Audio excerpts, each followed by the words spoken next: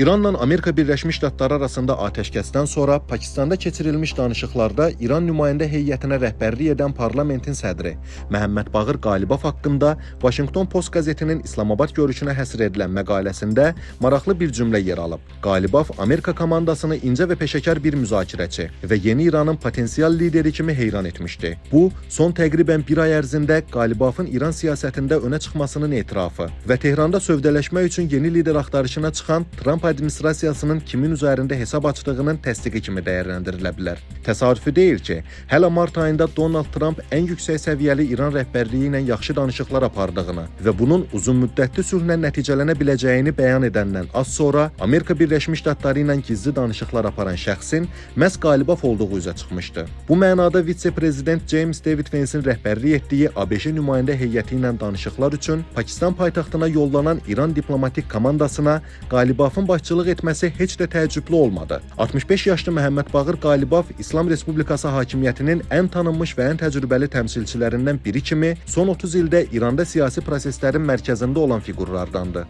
O, 2005-ci ildən etibarən İranda prezidentliyə 4 dəfə namizəd olması ilə bu sahədə rekord vurmuş və prezident seçkilərinin daimi iştirakçısı olan Sepahın keçmiş baş komandanı Möhsen Rızayini geridə qoymuş bir şəxs kimi tanınır. Amma hər dəfə onun prezident olmaq arzusu, necə deyərlər, gözündə qalır. Kim bilir, bəlkə də Qalibov hazırda ölkə siyasətində, o cümlədən Amerika Birləşmiş Ştatları ilə təmaslarda önə çıxmasını bu 20 illik arzusunun gerçəkləşməsi üçün bir fürsət kimi dəyərləndirir. Hər halda bu, müharibənin başa çatmasından sonraki proseslərdən aydın olacaq. Siyasi bioqrafiyasının zənginliyi və tutduğu mühüm dövlət postları baxımından İran siyasi elitasında çox az adam Qalibovla müqayisə oluna bilər. O, həm də adı ən çox korrupsiya qalmaqallarında hallanan bir siyasətçidir. Amma bu qalmaqallar və ortaya çıxan ciddi faktlar onun siyasi səhnədən uzaqlaşdırılmasına səbəb olmayıb. Əksinə, onun karyera yüksəlişi davam edib və hakimiyyətin 3 qolundan birinin rəhbəri səviyyəsinə qədər çatıb. Bu işdə heç şübhəsiz Qalibov bir tərəfdən keçmiş ali rəhbər Ayətullah Əli Xameneyi və onun oğlu, hazırki ali rəhbər Müçtəba Xameneyi ilə yaxın münasibətləri, digər tərəfdən də Sepahla sıx əlaqələri həll edici rol oynayıb. Tehran Universitetini siyasi coğrafiya ixtisası üzrə bitirən və həmin sahədə doktorluq dərəcəsinə malik olan Qalibov 22 yaşında Sepahın diviziya komandiri olub. Daha sonra Sepahın hərbi hava qüvvələrinin komandanı təyin olunub.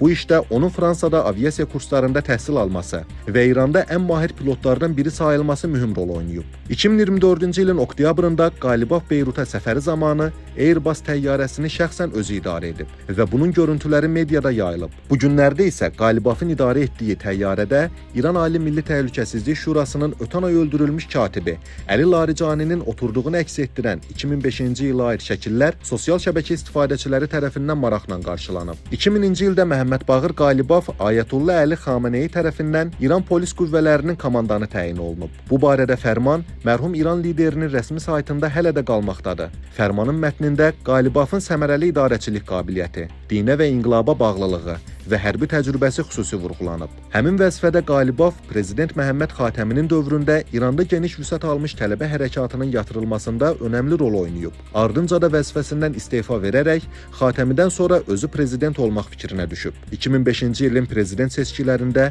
Məhəmməd Baqir Qalibov 4 milyondan çox səs toplayaraq 6 namizəd arasında 4-cü yeri tutub. Bundan sonra o, Tehran şəhərinin meri postunda artıq prezident seçilmiş Mahmud Əhmədinəcadı əvəzləyib. Qalibovun Tehran meri olduğu 12 il şəhərin inkişafında mühüm dəyişikliklərlə yanaşı ciddi korrupsiya halları ilə də yadda qalıb. Bunlar içərisində 10 il Qalibovun müavini olmuş İsa Şərifinin mütəşəkkil dələduzluq şəbəkəsi qurmaqda, çirkli pulların yuyulmasında, dövlət vəsaitinin mənimsənilməsində ittiham olunaraq həbs edilməsi xüsusən geniş əks-sada doğurub. Amma Qalibovun ictimai nüfuzuna ən ağır zərbəni İranda Sismonigate kimi məşhur olan hadisə vurub. Həmin vaxt artıq parlamentin sədri olan Qalibovun qızı Məryəmin yeni doğulacaq körpəsi üçün anası və əri ilə birlikdə İstanbuldan böyük bazarlıq edib qayıtması səhnəsi ictimailəşib. Məlum olub ki, Qalibovun dünyaya gələcək nəvəsi üçün edilən bazarlıq 20 çamadandan ibarət təxminən 300 kiloqramlıq yük imiş. Əhalinin iqtisadi vəziyyətinin hədsiz hədsiz pisləşdiyi və Qalibafın özünün də parlament tribunasından bu barədə danışdığı bir şəraitdə baş verən bu qalmaqal sosial mediada geniş müzakirələr doğurub. Son nəticədə bununla bağlı xəbəri ilk dəfə yayan jurnalist Vahid Əştəri həbs edilib. 2017-ci ilin prezident seçkilərində Qalibaf mühafizəkarların əksəriyyəti tərəfindən dəstəklənən İbrahim Rəisinin xeyrinə namizədliyini geri götürüb. 2020-ci ilin parlament seçkilərində o, Tehrandan ən çox səs toplayan namizəd kimi İslam Şurası Məclisinin sədri seçilib. 2024-cü ildə keçirilən növbədənkənar prezident seçkilərində isə Məsud Pezeşkiyan və Səid Cəlilidən sonra 3-cü yeri tutub. Lakin İranla İsrail-Amerika Birləşmiş Ştatları cütlüyü arasında ötən ilki 12 günlük müharibə və bu ilin fevralında başlayan ikinci savaş keçmiş Sepah generalı Qalibafın mövqelərinin yenidən güclənməsinə səbəb olub. Ümumiyyətlə bu mərhələdə İran siyasi səhnəsində parlamentin keçmiş və indiki iki spikeri, yəni Əli Larijani və Məhəmməd Baqir Qalibaf önə çıxıb. Bu da onların siyasi qüvvələrlə işləmək təcrübəsi ilə yanaşı hər ikisinin Sepahla əlaqələrinin birbaşa nəticəsidir. İranda deyildiyi kimi, onların meydan və diplomatiyanı birləşdirmək bacarığının təzahürüdür. Martın 17-sində Əli Larijani İsrail tərəfindən öldürüldükdən sonra Qalibafın ulduzu daha da parlayıb və o, ölkədə strateji qərarların qəbul edilməsində həlledici fiqura çevrilib. İndi əsas sual budur.